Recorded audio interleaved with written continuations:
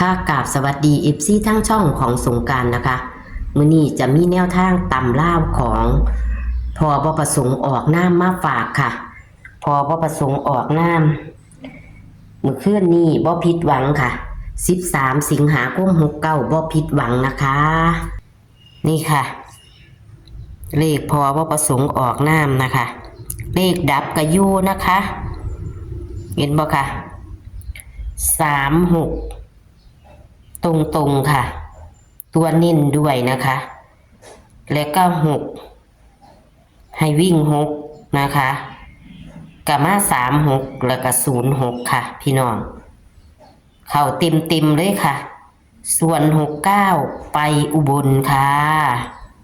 สุดยอดแล้วค่ะ พี่น้องสุดยอดแล้วนี่พอประสงค์ออกน้ำนะคะผู้ใดอยากให้น้ำชากาแฟกระทักพอไปได้เด้อค่ะพี่น้องขึ้นเบอร์โทรพอให้ประจำเลยค่ะเอามื้อนี้นะคะ วันที่14นะคะวันที่14สิงหาคม69พอจะให้เฮาเป็นตัวใดสุขสุดสัปดาห์นะคะเฮามาไปรับชมรับฟังกันได้เลยค่ะสวัสดีค่ะพ่อสวัสดีมาได้ค่ะมาเอาตำล่าวค่ะ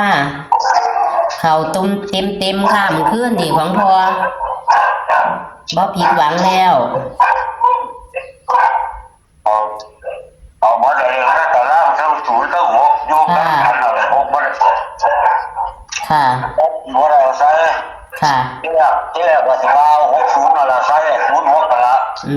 ไม่อยากเข้า6มันมาก็เลยตัด60ออกงั้นกับมันเข่า36อยู่พ่อตรงอยู่ตัวนิ่นน้ำนี่แต่ว่า69ได้เขาอุบลแมน69ไปอุบลวิ่ง6กับได้ทั้งบนทั้งล่างล่ะพ่อวิ่ง6ก็เลยเข่าเต็มคักอยู่ค่ะงวดนี้FC รวยยกช่องอยู่ดอกเดี๋ยวเบิ่งถักมาเด้อพี่น้องเอ้ยถักไปหาพ่อเด้อขันอยากให้น้ำชากาแฟก็เด้ก็เว้าเนาะเพียเนาะผู้เพิ่นอยากให้เพิ่นบ่ได้หลายเพิ่นก็สิบ่หันให้คือว่าล่ะเรียกจับมาเก่าอยู่คือเก่าล่ะแม่นค่ะเด็กดับเก่าอยู่เอามื้อนี้ก็มาเอาต่อละพ่อได้ค่ะ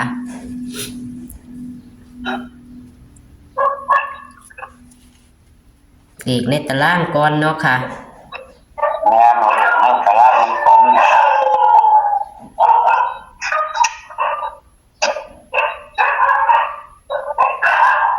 น้องหมานี่ขังบ่พอหลายๆนี่นั้นต้มมันนึงขังนี่ทั้งเท่าหมดส้มโอทั้งรวมนี่ปล่อยในไอ้มันหลายโคตรค่ะเพราะคนเนี่ยตันข้อเฮ็ดเทียนไม่เฮ็ดข้อไม่กำลังเฮ็ดจากสร้างไม่ดุนเพิ่นรับเลี้ยงหรือว่าเพิ่นเอาหมาจรมาเลี้ยงพ่อให้ถามเด้โอ้ยหมาจรแล้วผู้ใดให้แล้วก็เอาแม่โอ้แล้วเป็นคนเลี้ยงตัวหมาป่วยแล้วก็เอาปัวไปหาหมอเดือนละ4-5,000เหมือนเนี้ยเพิ่นคือสิรวยเนาะหันวางจังเนาะก็ว่าเป็นคนรวยอยู่แล้วล่ะวัดเขาต้องกินเด้ระดับวัดเขาสุกินเนาะเพิ่นจังหวัดสวนทุเรียนเพิ่นเนาะค่ะโอ้ยสาธุน้ำเพิ่นค่ะจังหวัดจักเท่าไหร่ขายบ่หน่อยเนาะเอาค่ะพ่อเฮาเอาของเฮาบาดนี้พ่อ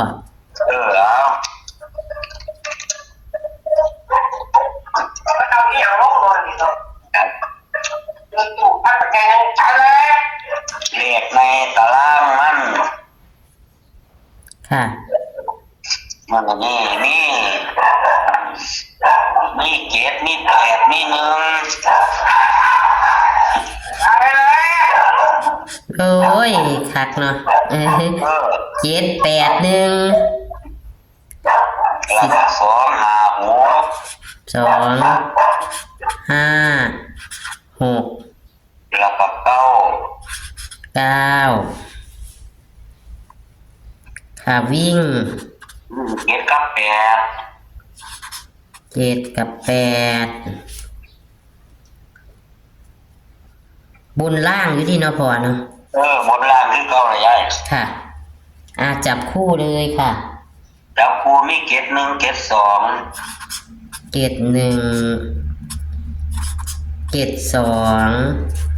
เจ็ดห้าเจ็ดหก 7 5 7 6 แปดหนึ่งแปดสอง 8 1 8 2 แปดห้าแปดหก 8 5 8 6 มันก็หาหนึ่งหาสอง 5 1 5 2 หกหนึ่งหกสอง 6 1 6 2ค่ะมื้อนี้มีการเบิ้นมีเลขดับบ่พ่อ เลขดับนี่ทุกมือละย้ายเลขดับมันดับไปหกเก้าเก้าหก 6 9 9 6 เบิ้ลไปเจ็ดเจ็ดแปดแปดกันละ 7 7 8 8ค่ะ มาแต่ละมือนี่เจ็ดเจ็ดแปดแปด มันโดนแหละเนาะ แม่มันโดนแล้วแต่ว่าไปดังมันใส่โมเสียนหลง มันสิไหลมันสิลอยมา มันสิร้อยมากเลยเหรอ ตัวเน้นตัวใดพ่อตัว7 กับ 8นี่ เน้นในเจ็ดตัวได้ ค่ะเน้นที่7แล้วจับคู่ ยับครูเจ็ดหนึ่งเจ็ดสอง 7 1 7 2 เจ็ดห้าเจ็ดหก 7 5 7 6 แปดหนึ่งแปดสอง 8 1 8 2ค่ะแปดห้าแปดหก 8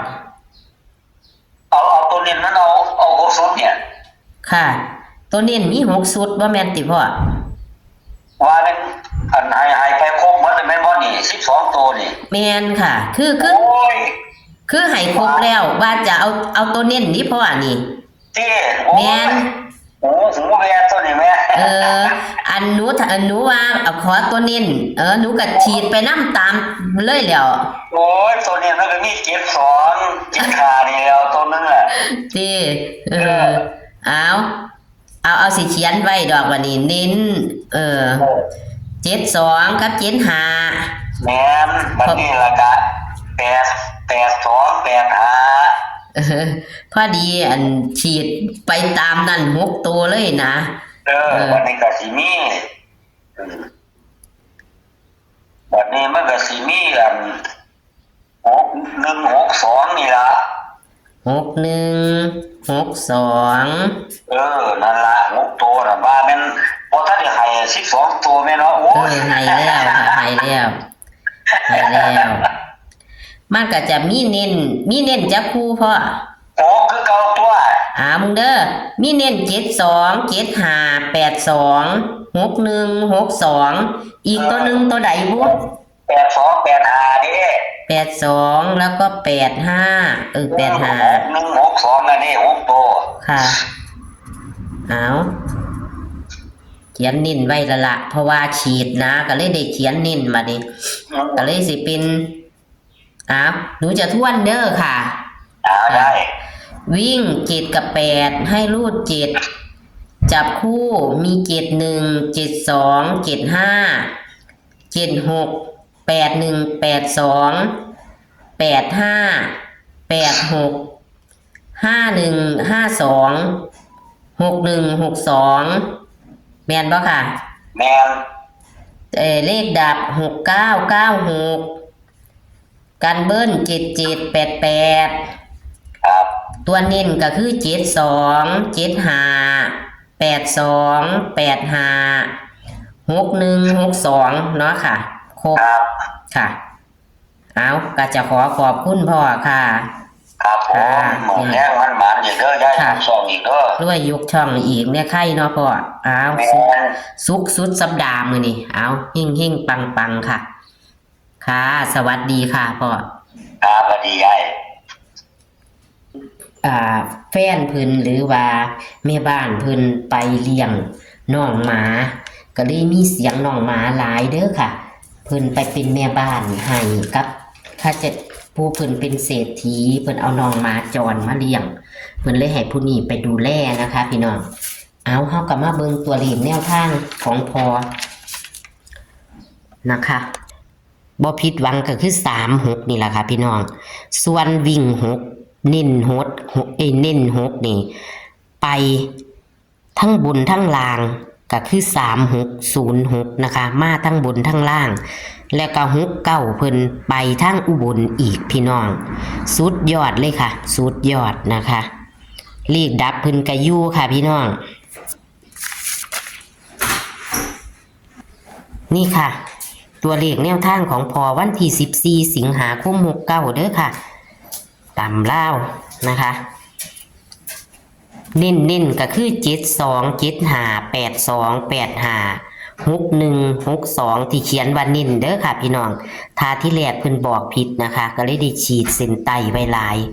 เอาเลขในตารางก็อย่าลืมอย่าพลาดค่ะนี่ค่ะโชคมันเด้อค่ะพี่น้องนะคะโชคมันกับพอบ่ประสงค์ออกนามนะคะคลิปนี้ก็ฝากไว้ซ้ำนี้ค่ะสวัสดีค่ะ